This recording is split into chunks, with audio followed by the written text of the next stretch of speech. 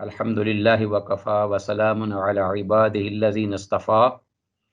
اما بعد فاعوذ باللہ السمیع العلیم من الشیطان الرجیم بسم اللہ الرحمن الرحیم فبشر عباد الذین یستمعون القول فیتبعون احسنہ اولئک الذین ہداہم اللہ واولئک هم اولو الالباب رب زدنی علما رب اشرح لی صدری ویسر لی امری واحلل عقدۃ من لسانی یفقهوا قولی رب یسر ولا تعسر رب سهل ویسر ولا تعسر علینا یا میسر کل عسیر اللهم انا نسألك علما نافعا وعملا متقبلا ورزقا طیبا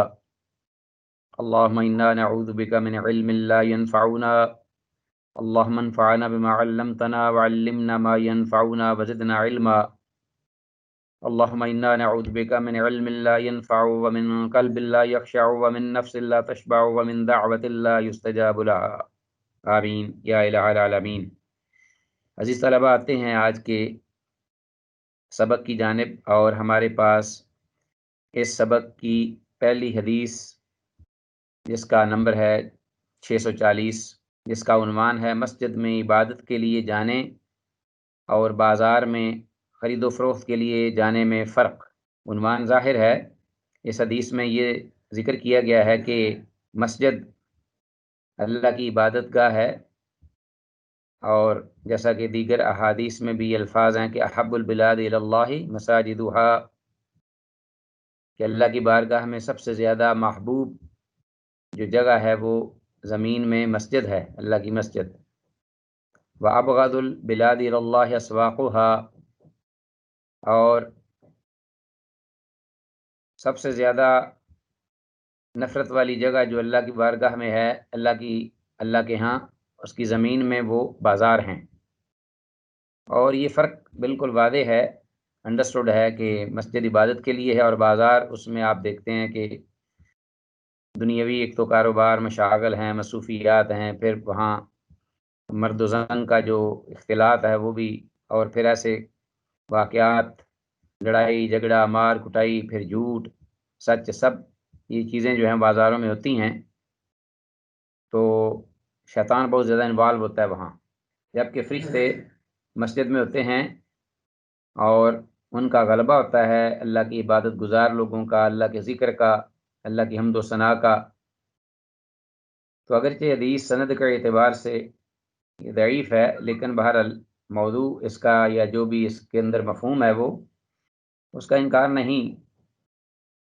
کہ دیگر احادیث جو ہیں وہ اس مفہوم کی تائید میں بھی ہیں، اور یہ بات ویسے بھی انڈرسٹوڈ ہے۔ تو آتے ہیں، پڑھتے ہیں حدیث نمبر 640۔ وان سلمان رضی اللہ تعالیٰ عنہ، سلمان فارسی رضی اللہ عنہ سے روایت ہے، قال، وہ کہتے ہیں، سمعت رسول اللہ صلی اللہ علیہ وسلم یقول، کہ میں نے رسول اللہ صلی اللہ علیہ وسلم سے سنا، آپ یہ فرما رہے تھے، من غدا الی صلاۃ الصبح، جس شخص نے صبح کی یا صبح سویرے جو چلا گیا، الی صلاۃ الصبح، فجر کی نماز کی جانب، صبح کی نماز سے مراد فجر کی نماز ہے۔ غدا برأیت الایمانی، تو گویا کہ وہ گیا ایمان کا علم لے کر، ایمان کا جھنڈا ہاتھ میں تھامے وہ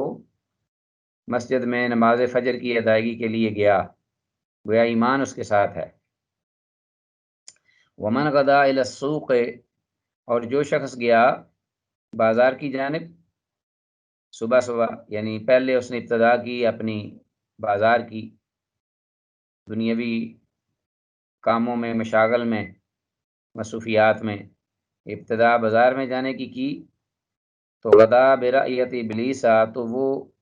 گویا کہ صبح سویرے ہی چلا ابلیس لعین کا جھنڈا لے کر، علم لے کر، گویا کہ وہ ابلیس لعین کا علم بردار ہے، والعیاذ باللہ۔ تو بہرحال یہ اس حدیث میں تنبیہ بھی ہے، اور اس میں بہت زیادہ تذکیر بھی ہے اس بات کی کہ انسان کو دن کی ابتدا اللہ کے ذکر، اس کی عبادت، اس کی بندگی، اور اس پہ جو فرائض ہیں اس سے کرے، نہ کہ دنیاوی مشاغل اور مصروفیات سے۔ رواہ ابن ماجہ تھا، امام ابن ماجہ نے اسے روایت کی ہے۔ اور جیسا کہ میں نے کہا ہے کہ یہ حدیث جو ہے اس کی سند انتہائی ضعیف ہے، اس میں ابیس بن میمون راوی کے ضعیف ہونے پر نہ صرف اتفاق ہے اہل علم کا عبیس ہے یا ابیس ہے،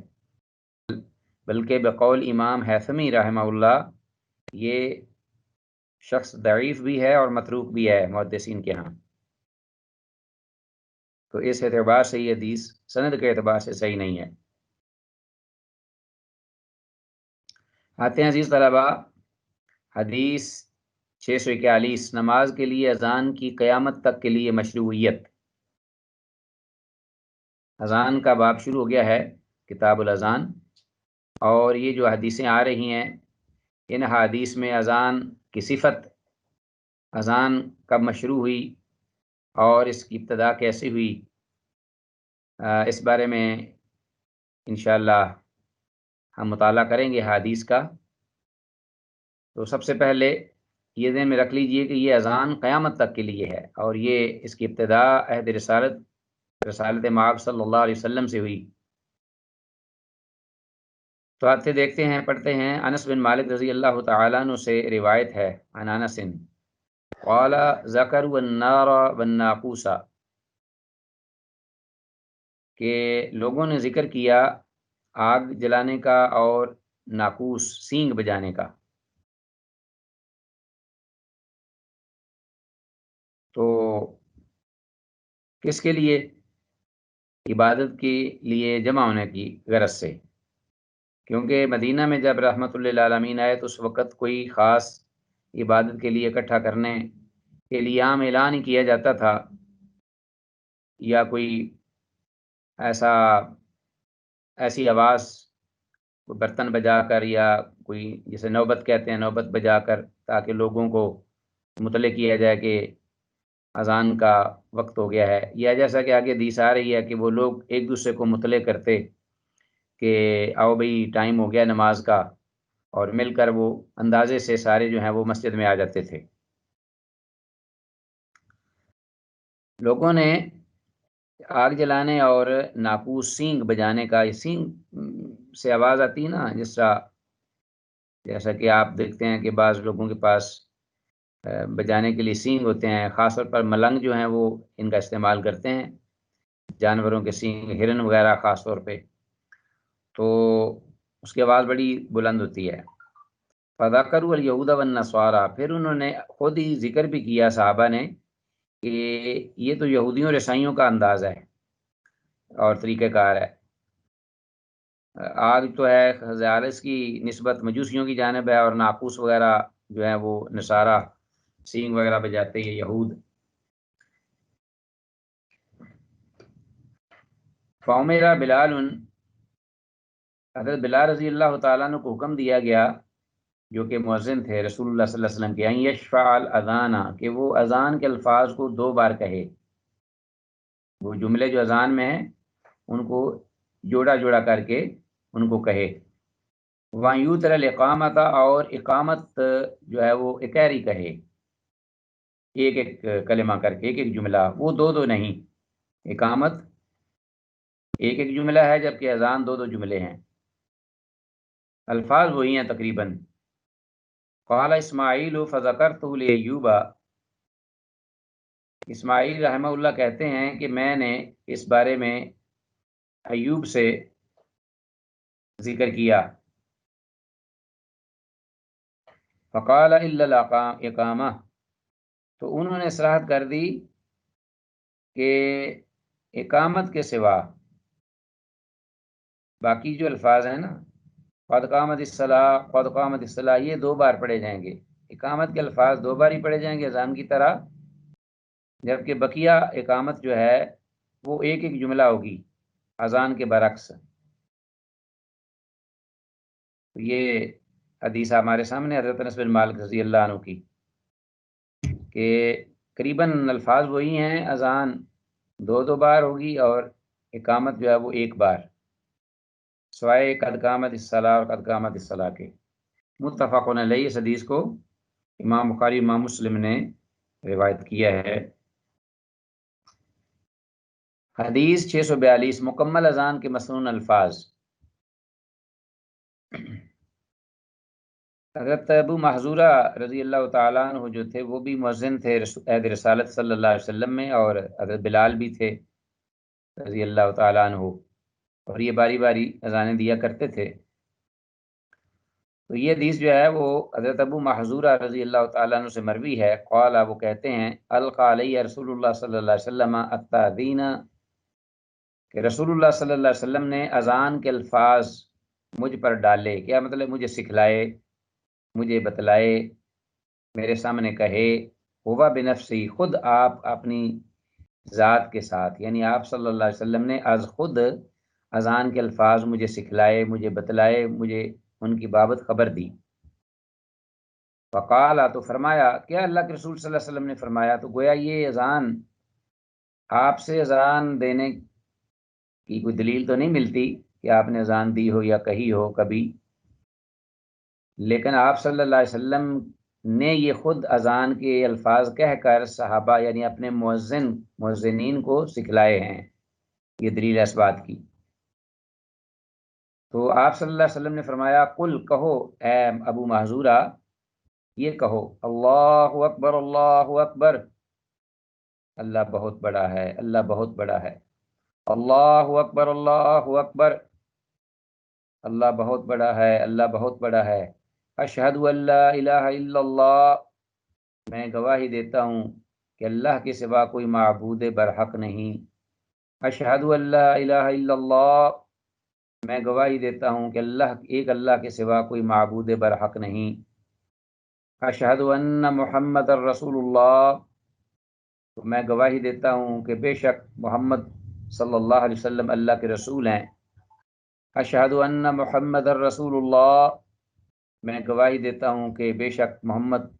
صلی اللہ علیہ وسلم اللہ کے رسول ہیں۔ ثم تعود، پھر وہ اعادہ کرے، لوٹائے انہی الفاظ کو، فتقول، تو وہ کہے دوبارہ، اشہد ان لا الہ الا اللہ، اشہد ان لا الہ الا اللہ، اشہد ان محمد الرسول اللہ، اشہد ان محمد الرسول اللہ۔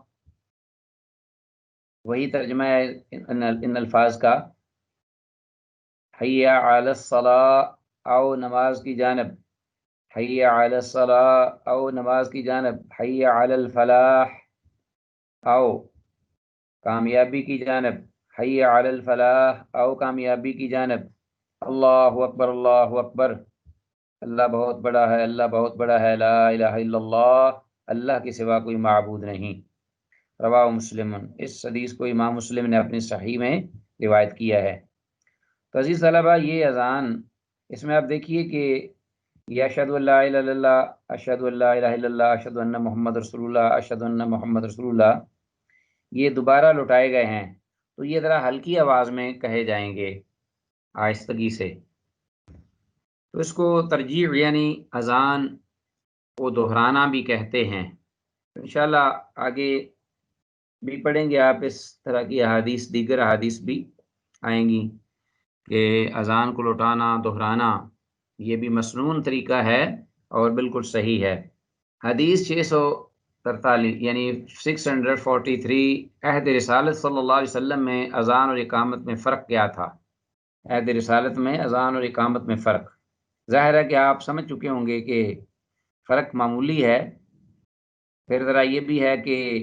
اذان اور اقامت میں یہ فرق ہے کہ اذان اونچی آواز سے بلند کسی جگہ پہ کھڑے ہو کر کہنی چاہیے، جبکہ اقامت جو ہے وہ امام کے پیچھے جب نماز کھڑی ہو تو اس وقت کہی جائے اتنی آواز سے کہ مقتدی آس پاس کے لوگ جو ہیں وہ نماز کے لیے جو آئے ہوئے ہیں وہ سن لیں۔ اور اسی طرح قد قامت الصلاۃ اور قد قامت الصلاۃ کے الفاظ بھی ہیں، یہ بھی فرق ہے۔ اور یہ بھی فرق ہے کہ اذان کے الفاظ دو بار ہوں گے جملے، اور اقامت کے ایک بار سوائے قد قامت الصلاۃ کے۔ تو یہ حدیث یہی بات ذکر کرتی ہے۔ وعن ابن عمر رضی اللہ تعالی عنہما قال، کان الاذان علی عہد رسول اللہ صلی اللہ علیہ وسلم، عبداللہ ابن عمر رضی اللہ عنہما سے روایت ہے، وہ کہتے ہیں کہ اذان عہد رسالت صلی اللہ علیہ وسلم میں کیا تھی؟ مرتین مرتین، ہر جملہ دو دو بار، جیسا کہ پہلے ہم نے اذان جو ہے وہ پڑھی ہے، دو دو بار ہیں، اللہ اکبر اللہ اکبر اللہ اکبر اللہ اکبر۔ اور والاقامۃ مرتن مرتن، اور اقامت جو ہے الفاظ وہی ہوں گے لیکن ایک ایک بار جملہ ہوگا، اللہ اکبر اشہد ان لا الہ الا اللہ اشہد ان محمد رسول اللہ حی علی الصلاح حی علی الفلاح، غیر انہ یقول، علاوہ اس کے کہ وہ یہ کہتے قد قامت الصلاح قد قامت الصلاح، اقامت میں یہ الفاظ جو ہیں ان کا اضافہ ہوگا اور یہ دو بار ہوگا، تحقیق کھڑی ہو گئی نماز، تحقیق کھڑی ہو گئی نماز۔ رواہ ابو داود والنسائی والدارمی، امام ابو داود اور امام نسائی اور امام دارمی نے اپنی اپنی کتابوں میں اس حدیث کو روایت کیا ہے، اور یہ حدیث بھی صحیح ہے۔ اسی طرح عزیز طلبہ نیکسٹ حدیث جو ہے ہمارے پاس ہوا ہے 644، 644، عہد رسالت مآب صلی اللہ علیہ وسلم میں اذان اور اقامت کے الفاظ کی تعداد اور ان میں فرق، یہ بھی حدیث پچھلی حدیث کی طرح اسی مفہوم میں ہی ہے اور اذان اور اقامت کے الفاظ کو واضح کرتی ہے۔ آتے ہیں پڑھتے ہیں، وعن ابی محذورہ رضی اللہ تعالی عنہ ان النبی صلی اللہ علیہ وسلم، ابو محذورہ رضی اللہ تعالیٰ عنہ سے روایت ہے کہ اللہ کے نبی صلی اللہ علیہ وسلم نے از خود انہیں اذان سکھائی، علمہ الادانہ، از خود انہیں اذان سکھلائی، 19 کلمتن، 19 کلمے، 19 کلمے سکھلائے، والی اقامت، اور اقامت بھی سکھلائی، 17 کلمتن، 17 کلمات۔ تو جب آپ کہیں گے پوری اذان تو وہ 19 کلمات ہوں گے، 19 جملے، 19 کلمے ہوں گے، جبکہ اقامت کے جو ہیں وہ 17 کلمے ہوں گے۔ رواہ احمد و ترمذی و ابو داود و النسائی و الدارمی و ابن ماجہ، تو اتنے سارے محدثین نے اس حدیث کو ذکر کیا ہے کہ اذان قدرے بڑی ہے، 19 کلمات، اور جو اقامت ہے وہ 17 کلمات کی ہے۔ اور حدیث جو ہے وہ بھی صحیح ہے، درست ہے۔ حدیث 645، سیدنا ابو محذورہ رضی اللہ تعالیٰ عنہ کو اذان کے جن الفاظ کی تعلیم دی گئی، جیسا کہ یہ کہا گیا ہے کہ حضرت ابو محذورہ تھے ایک مؤذن، اور ایک حضرت بلال رضی اللہ عنہما، یہ بڑے معروف مؤذن ہیں رسول اللہ صلی اللہ علیہ وسلم کی حیات طیبہ میں، اور مختلف آپ نے ان کو ذمہ داری دی ہوئی تھی اذان دینے کی، کہ وہ دیتے تھے اپنی اپنی باری پر اذانیں، اپنی اپنے وقت پر۔ تو آتے ہیں پڑھتے ہیں وہ کیا کہتے ہیں۔ حضرت ابو محذورہ رضی اللہ تعالیٰ عنہ سے روایت ہے، وعنہ قال قلت یا رسول اللہ،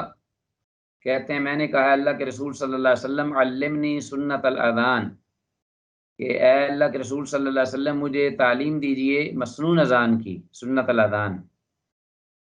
قال، آپ نے فرمایا، فمسح مقدم رأسہ، تو آپ نے اپنے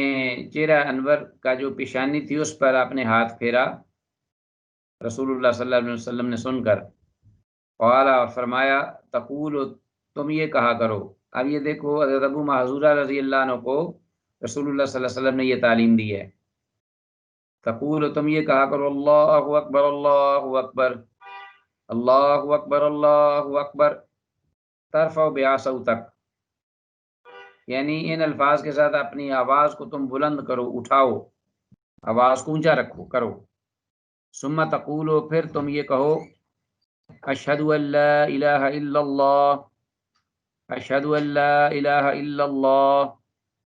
اشہد ان محمد الرسول اللہ اشہد ان محمد الرسول اللہ، تخفض بہا صوتک، ان الفاظ کو جب کہو تم تو اپنی آواز کو پست کر لو، یعنی یہ الفاظ آہستہ کہنے ہیں، اشہد ان لا الہ الا اللہ، اشہد ان لا الہ الا اللہ، اشہد ان محمد رسول اللہ، اشہد ان محمد رسول اللہ۔ گویا کہ یہ دوہری اذان ہے۔ تخفضوا بها صوتک، اپنی آواز کو پست رکھیے، ثم ترفع صوتک بالشہادہ، پھر اپنی آواز کو اپنی اسی اصل پر لے آئیے جس طرح آپ پہلے اذان دے رہے تھے، اور اپنی آواز کو بلند کیجیے اس طرح، اشہد ان لا الہ الا اللہ، اشہد ان لا الہ الا اللہ، اشہد ان محمد رسول اللہ، اشہد ان محمد رسول اللہ، حی علی الصلاۃ، حی علی الصلاۃ، حی علی الفلاح، حی علی الفلاح۔ تو آگے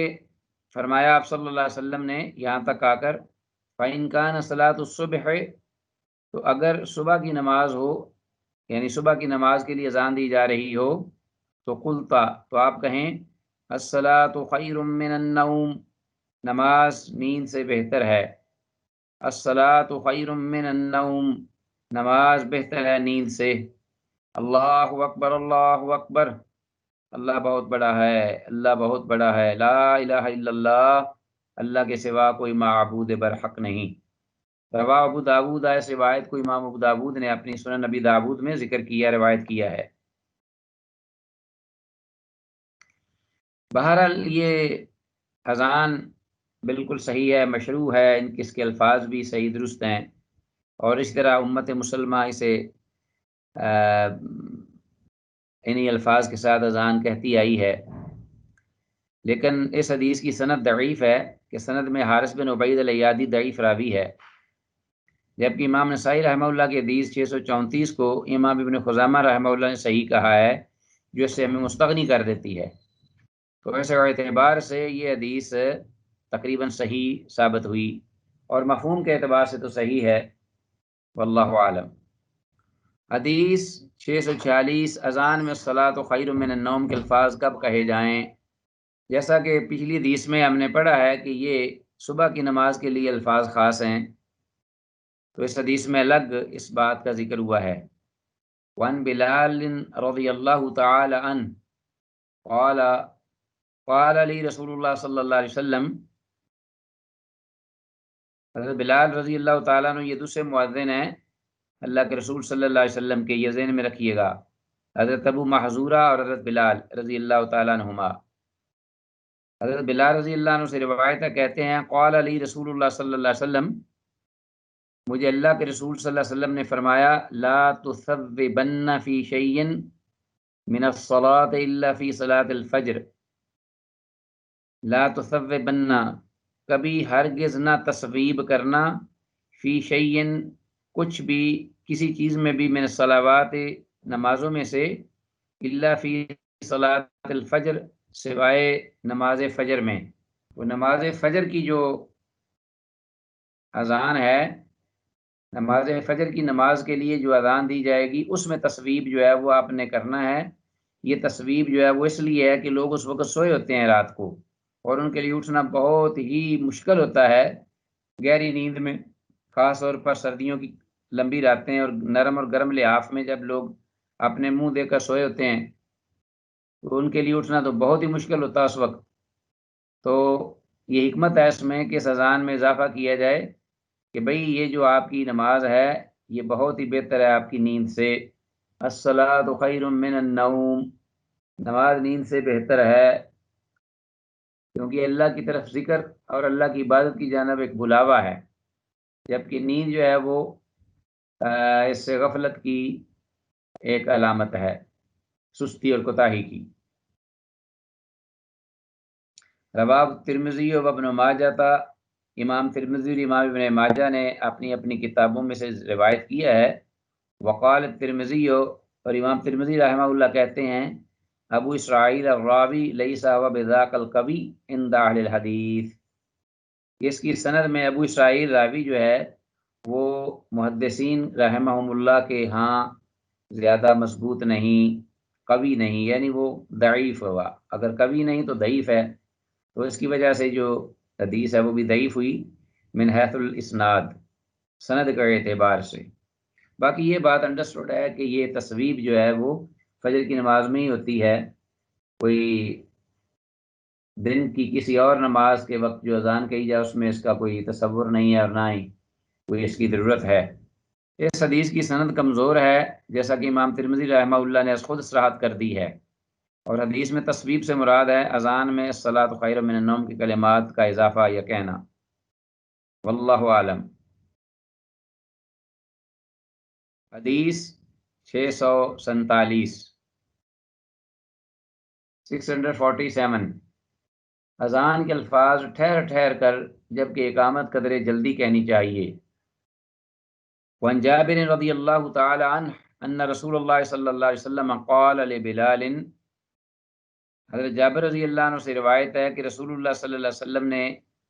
حضرت بلال رضی اللہ تعالی عنہ سے فرمایا،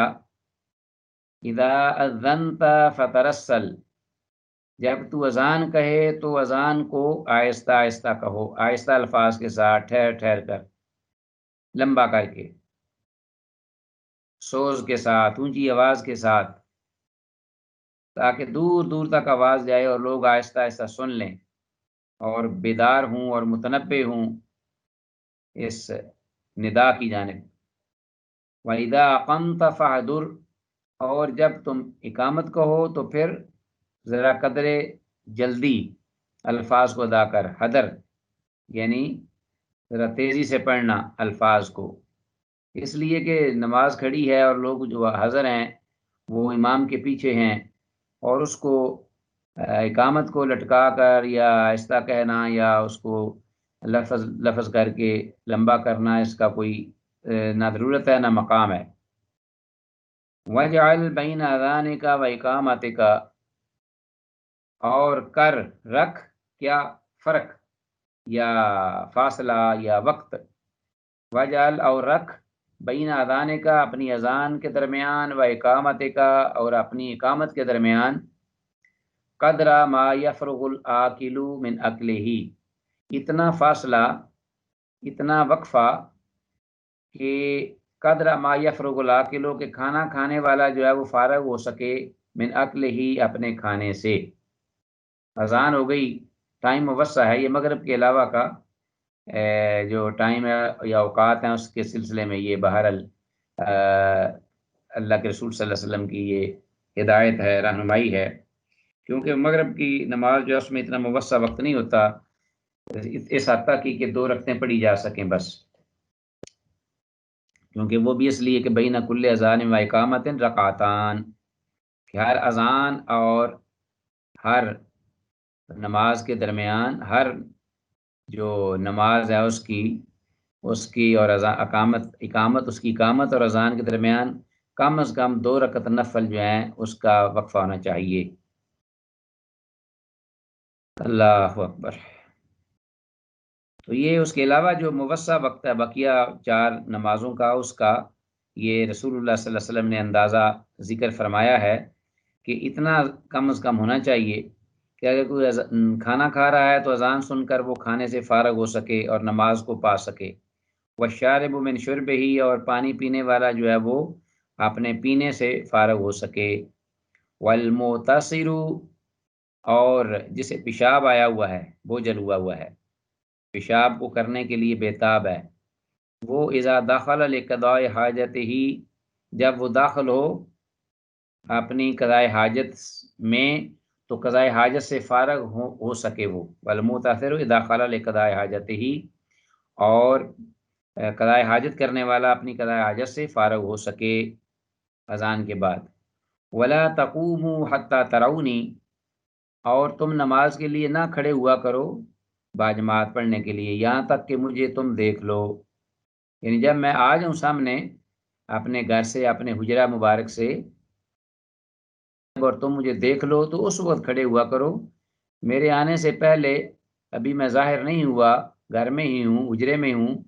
تو آپ پہلے کھڑے ہو جایا کریں، اس کی ضرورت نہیں۔ رواہ ترمذی، امام ترمذی نے سے روایت کی ہے اپنی جامع میں، وقال، اور کہا ہے، لا نعرفہ اس حدیث کو ہم نہیں جانتے نہ پہچانتے ہیں الا من حدیث عبد المنعم، سوائے عبد المنعم کی حدیث کے طریق سے، وهو اسناد مجہول، اور اس کی جو سند ہے جس میں عبد المنعم ہے یہ مجہول ہے، یہ راوی، تو اس اعتبار سے اگر یہ مجہول ہے، مجہول الحال، تو پھر یہ حدیث جو ہے یہ ضعیف ہو گئی، حدیث جو ہے وہ ضعیف ہے سند کے اعتبار سے۔ اس حدیث کی اسناد انتہائی ضعیف ہے، کہ سند میں راوی عبد المنعم منکر الحدیث ہے، نیز ایک اور طریق سے امام حاکم رحمہ اللہ کے ہاں بھی اس کی سند نہایت ضعیف ہے، واللہ تعالی اعلی و اعلم بالصواب۔ آگے چلتے ہیں عزیز طلبہ، ہمارے پاس جو حدیث ہے، حدیث نمبر 648، جو شخص اذان دے وہی شخص نماز کے لیے اقامت کہے، یہ تو اصل ہے، اگر مؤذن موجود ہے پیچھے تو وہ نماز جب کھڑی ہو تو وہی اقامت کہے، لیکن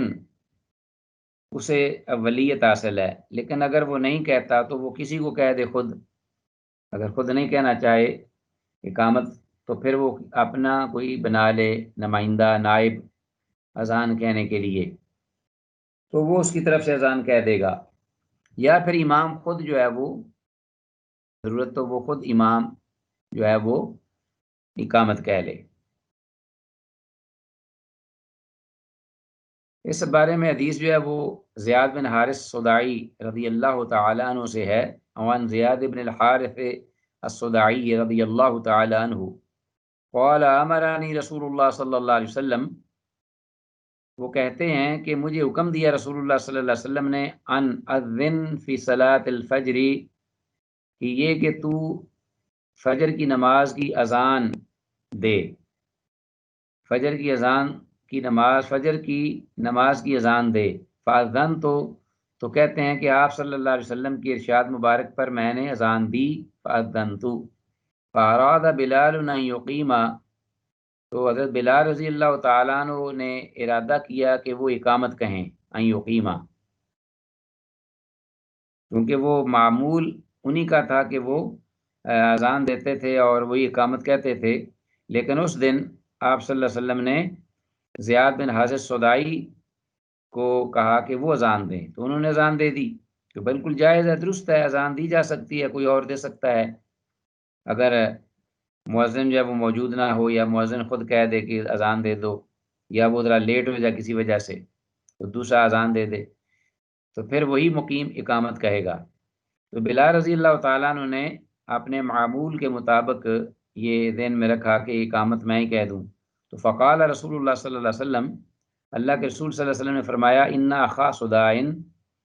کہ صدائی قبیلے کے بھائی جو ہیں، یعنی صدائی قبیلے سے تعلق رکھنے والے، یعنی زیاد بن حارث جو ہیں جنہوں نے اذان دی ہے، قد اذن، انہوں نے اذان دی ہے، ومن اذن فهو یقیم، تو جو اذان دے وہی اقامت کہے گا، ومن اذن فهو یقیم، جو اذان دے وہی اقامت کہے گا۔ رواه ترمذی و ابو داود و ابن ماجہ، امام ترمذی، امام داود اور امام ابن ماجہ نے اسے روایت کیا ہے۔ لیکن عزیز طلبہ، اس حدیث کی سند ضعیف ہے قدرے، امام ترمذی رحمہ اللہ کہتے ہیں کہ ہم اس حدیث کو الافریقی کے طریق کے علاوہ نہیں جانتے، اور یہ راوی محدثین کے ہاں ضعیف ہے، تو اس اعتبار سے یہ حدیث نمبر 648 بھی ضعیف قرار پائی۔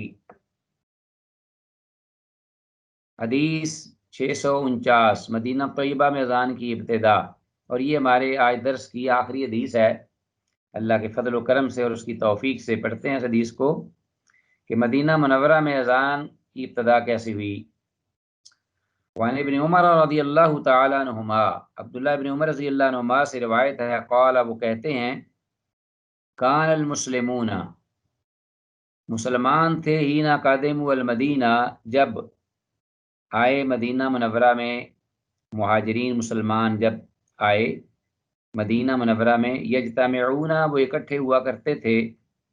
فتحینون، اور وہ اندازہ کرتے تھے وقت کا، ہر نماز کے وقت کا، للصلاۃ، ہر نماز کہ وقت کا وہ اندازہ کرتے اور وہ اکٹھے ہو جاتے، ایک دوسرے کو بلاتے، پکارتے، توجہ دلاتے اور وہ اکٹھے ہو جاتے۔ وَلَيْسَ يُنَادِي بِهَا أَحَدٌ، اور انہیں کوئی بلند آواز سے الگ اونچی آواز میں کھڑے ہو کر نہیں پکارتا تھا، یعنی جیسے کوئی منادی اذان دیتا ہے یا کوئی اعلان کرتا ہے اونچی آواز میں کھڑے ہو کر، اونچی جگہ پر کھڑے ہو کر، تو ایسی کوئی بات نہیں تھی۔ بس وہی ایک دوسرے کو وہ متوجہ کرتے اور ایک اندازہ کر کے وہ اکٹھے ہو جاتے نماز کے لیے۔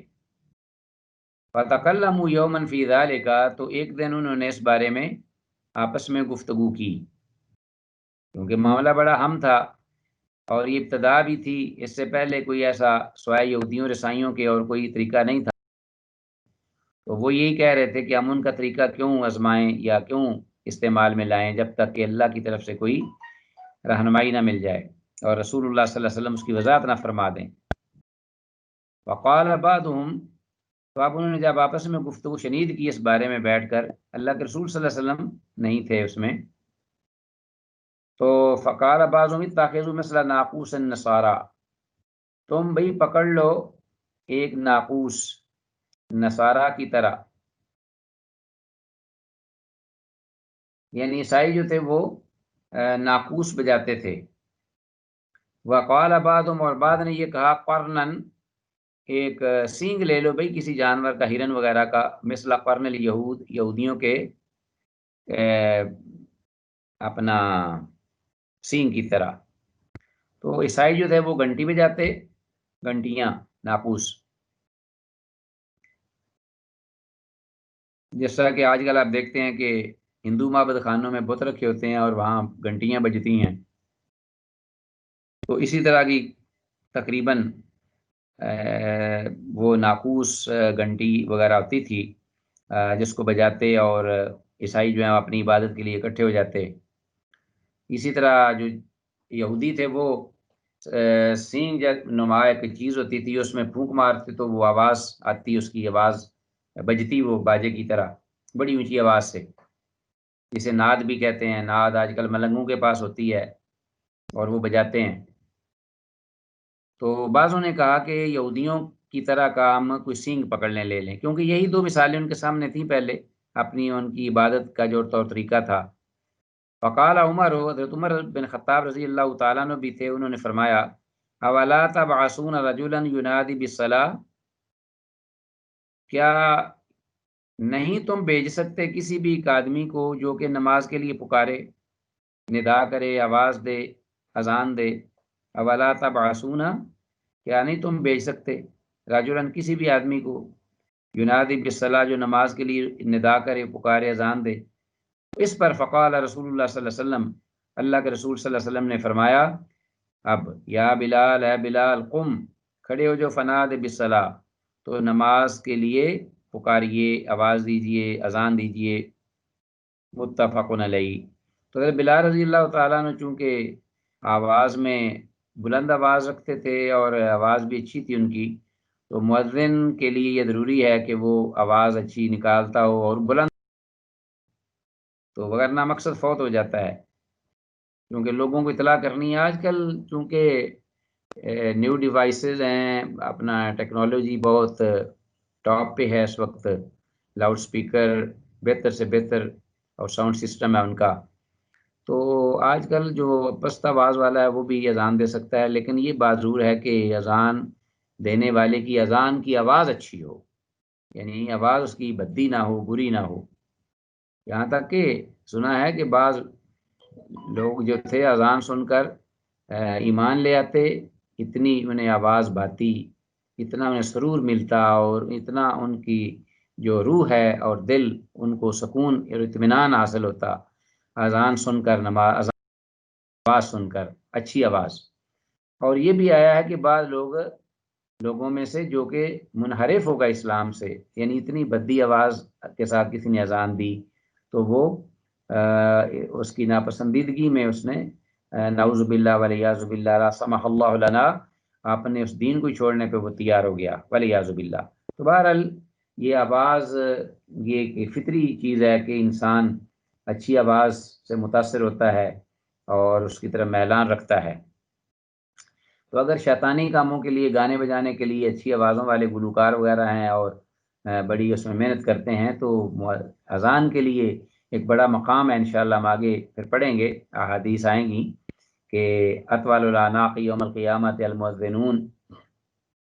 کہ کس قدر مراتب میں، مقام میں یہ سر بلند ہوں گے مؤذن جو ہیں، جو نماز کے لیے بلاتے ہیں بندگان خلق خدا کو مسجد کے لیے۔ تو یہ بہت ہی ایک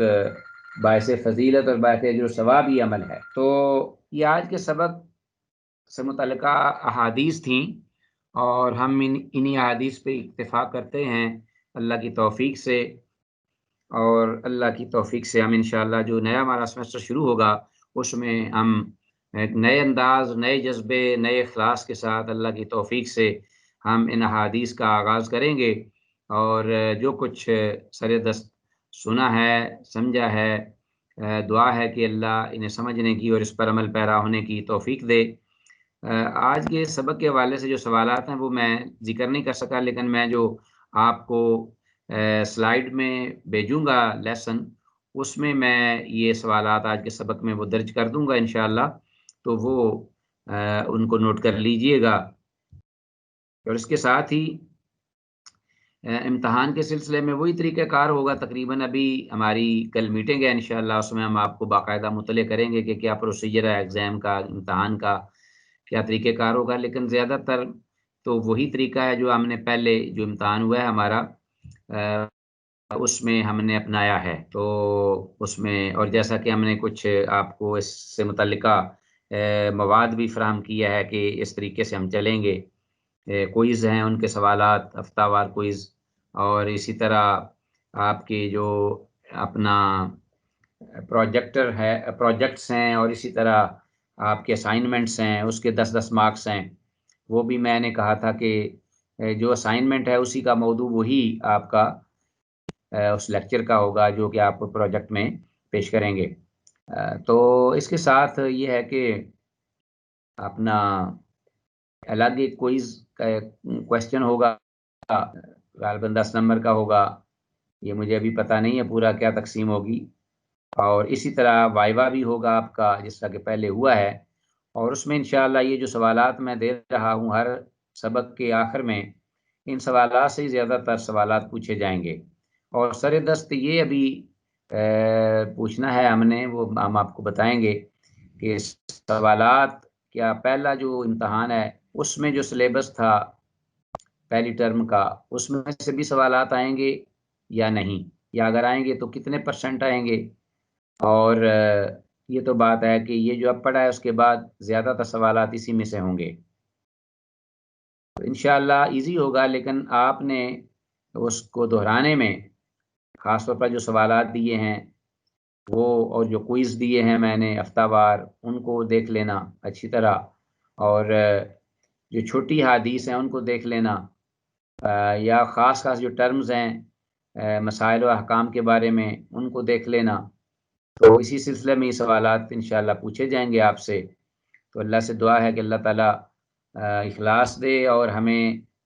سمجھنے اور اس پر جو مقصد ہے ہمارا علم حاصل کرنے کا اس کو پورا کرنے کی ہمیں توفیق کامل مرحمت فرمائے۔ ھذا ما عندی واللہ اعلم وعلم بالصواب۔ السلام علیکم ورحمۃ اللہ۔ اگر کوئی سوال ہے تو آپ پوچھ سکتے ہیں، ابھی ہمارے پاس ٹائم تو خاصا ہے، لیکن آج میں پہلے اس لیے چھوڑ رہا ہوں، یہ آخری ہمارا لیسن ہے اور اس میں آپ تھوڑا سا آرام بھی کر لیں اگر آپ نے آئندہ کوئی لیسن لینا ہے تو۔ السلام علیکم ورحمۃ اللہ۔ وعلیکم السلام۔ پروجیکٹ ریکارڈ کر کے بھیجنا ہے کیسے بھیجنا ہے؟ ہاں جی، پروجیکٹ آپ ریکارڈ کو 5 سے 10 منٹ کا نا، آپ اپنے گھر کسی کو سامنے بٹھا کے یا تنہائی میں یا جیسے بھی آپ اسی موضوع کو، یعنی جو حدیث دی گئی ہے یا کوئی ٹاپک دیا گیا ہے تو اس پر 5 سے 10 منٹ ایک لیسن پلان کریں، پہلے اس کو بنا کے چھوٹا سا،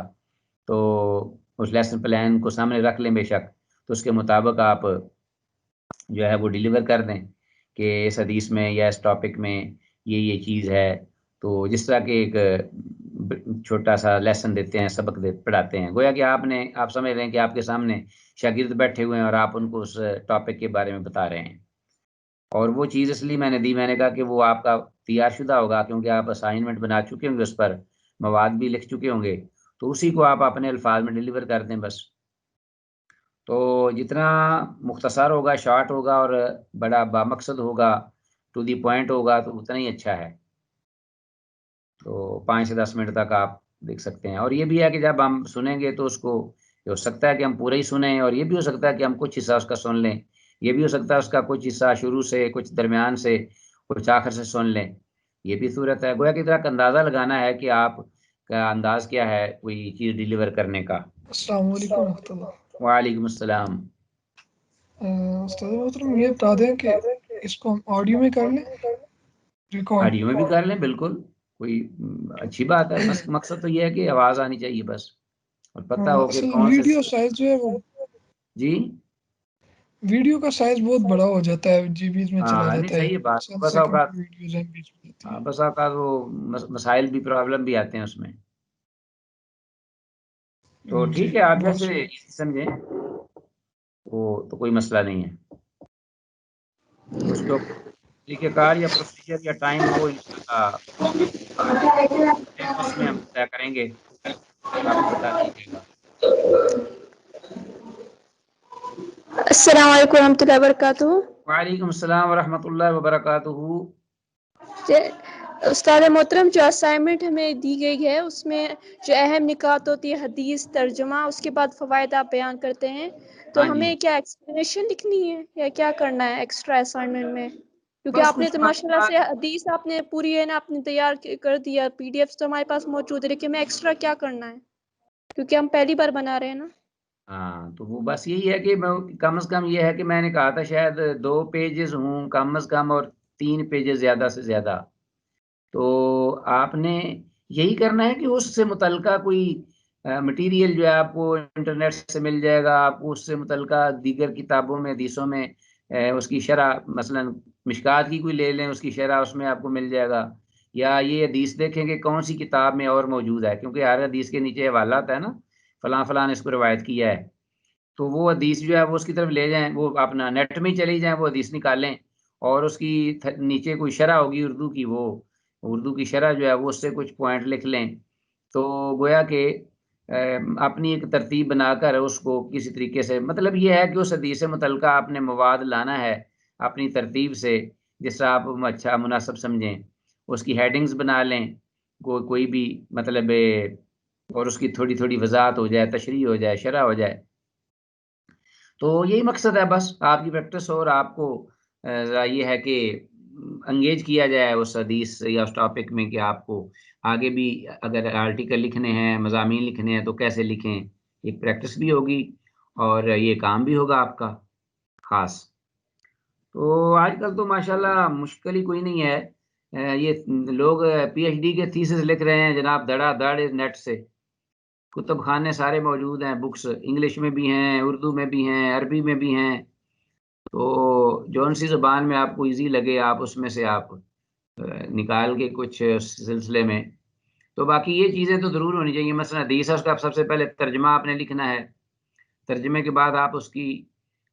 جو ورڈنگز ہے، یعنی ایک ایک لفظ اس کی اگر وضاحت کر سکیں، بڑی اچھی بات ہے، وہ تشریح آپ کو مل جائے گی۔ اس کے بعد عمومی تشریح، اس کے بعد اگر اس سے متعلقہ کوئی مسائل ہیں، کوئی احکامات ہیں، ان کی تفصیل آپ یوں کلک کرتی جائیں گی اپنے اس نیٹ میں، تو آپ کو ملتا چلا جائے گا اس کے متعلق مواد۔ تو بس یہی ہے کہ ایک ریسرچ ہے، بس چھوٹی سی تھوڑی سی، اس میں آپ کی پریکٹس ہے، بس یہ مقصد ہے۔ آپ نے ہاتھ سے لکھو گی تو زیادہ بہتر ہے، ٹائپ بھی کر سکتی ہو جیسے آپ کو ایزی لگے، لیکن ہاتھ سے لکھنا جو ہے وہ پریفرڈ ہوگا، اس لیے کہ جو اپنے ہاتھ سے جو انسان کام کرتا ہے، بہرحال اس کی اہمیت ہوتی ہے، ویلیو ہوتی ہے۔ تو اسی طرح جو ہے لکھنے والے جو ان کی تعریف کی گئی ہے، قلم کی تعریف کی گئی ہے، نون والقلم وما یسطرون، قسم ہے قلم کی اور اس کی جو وہ لکھتے ہیں، فرشتے جو ہیں وہ کرامن کاتبین ہیں، یعلمون ما تفعلون، تو یہ تعریف اللہ کو پسندیدہ ہیں وہ لوگ جو لکھتے ہیں اپنے ہاتھوں سے۔ قلم کو یوز کر کے. اور دوسرا میرا یہ سوال تھا جو فائنل ٹرم کا جو ریزلٹ ہوگا اس میں جس کے ہفتہ وار کوئز رہ گیا ہے، کیونکہ ہم اب ایک ہفتہ میں ملے گا تیاری کا، تو ہم اس میں جو اس کی بھی تیاری کر لیں گے. تو اگر ہمیں جو کوئز رہ گئے اس کا ٹائم مل جائے تو بہت اچھا ہوگا، کیونکہ ہم تیاری بھی کر رہے ہوں گے، ہمارا ریپیٹ ہو جائے گا. تو کتنے ہیں جن کا رہ گیا ہے؟ آپ کے کتنے کوئز رہے ہیں، مس ہوئے ہیں؟ کیونکہ کبھی کبھی ہے نا، آپ پہلے ہوتا تھا فرائیڈے سے منڈے تک کوئز آتے تھے، ماشاء اللہ پہلے آپ اناؤنسمنٹ بھی کرتے تھے نا واٹس ایپ گروپ میں، تو بیچ میں آپ نے اناؤنسمنٹ نہیں کی نا، تو پھر میرے رہ گئے 2-3 رہ گئے جو اب. اچھا 2-3 رہتے ہیں، اللہ اکبر. تو پھر ٹھیک ہے، میں انشاءاللہ بات کر کے نا، تو اب باقاعدہ لکھ کر دوبارہ اب سینڈ کرنا تو مشکل ہوگا، ٹائم بھی نہیں ہے اور خاصا مشکل ہے. تو ہم ایسے کریں گے کہ آپ کے جو بقیہ پچھلے کوئز ہیں ان کو دیکھ کر اس حساب سے آپ کو کچھ آگے مارجن کچھ دے دیں گے آپ کو اسی نسبت سے مارکس. یہ ہو سکتا ہے.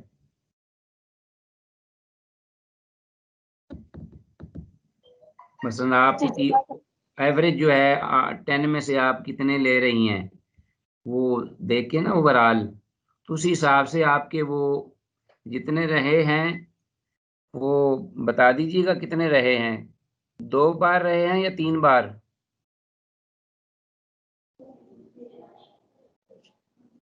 3 بار سے.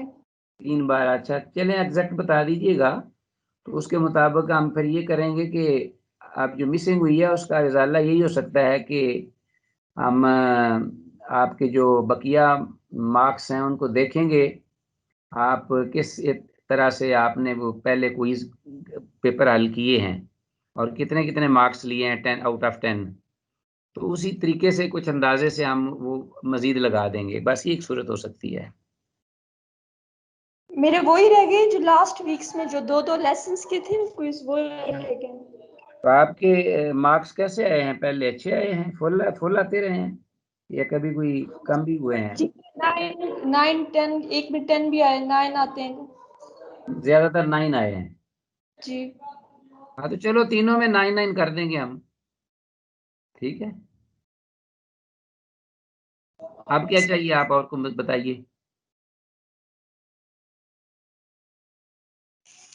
ٹھیک ہے. اور کوئی اینی ادر کوسچن؟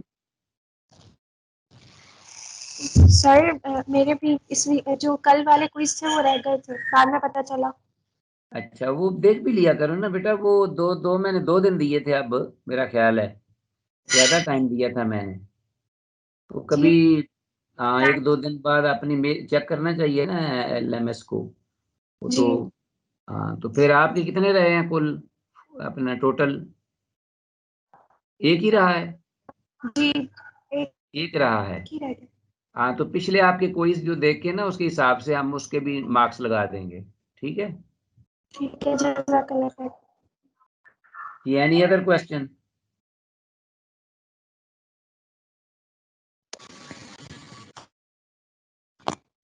تو یہ بتائیے کہ کچھ فائدہ ہوا ہے یہ آپ نے جو اٹینڈ کیا درس نظامی کا کورس، اس میں کیا آپ فیل کرتے ہیں؟ اچھا فیل کر رہے ہیں؟ اس میں فائدہ ہوا ہے آپ کو اور آپ اس کو انشاءاللہ جاری رکھیں گے نا پورے جذبے سے؟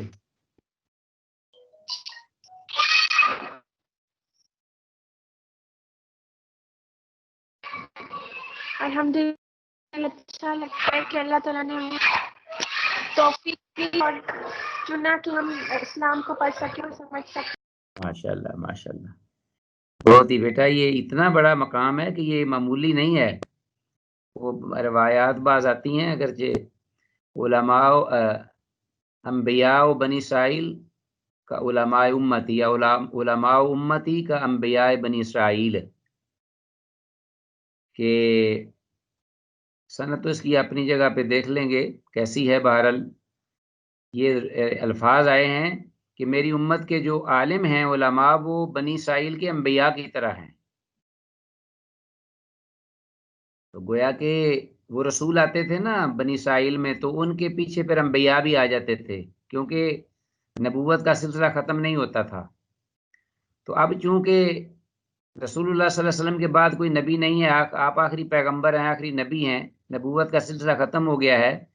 تو وہ جو بعد میں بنی اسرائیل کے رسولوں کے بعد جو نبی آتے تھے، اب رسول اللہ صلی اللہ علیہ وسلم کے بعد آپ کی امت کے علماء ہیں ان کی جگہ پہ، یہ اتنا بڑا مقام ہے، تو اس لیے اس کو چھوڑنا نہیں، انشاءاللہ اس کو کمپلیٹ کرنا ہے، اور اس مقصد کے لیے کہ یہ میرے لیے، ہمارے لیے صدقہ جاریہ بنے اور پشتیں سنور جاتی ہیں اس سے۔ اور میں کہتا ہوں کہ جو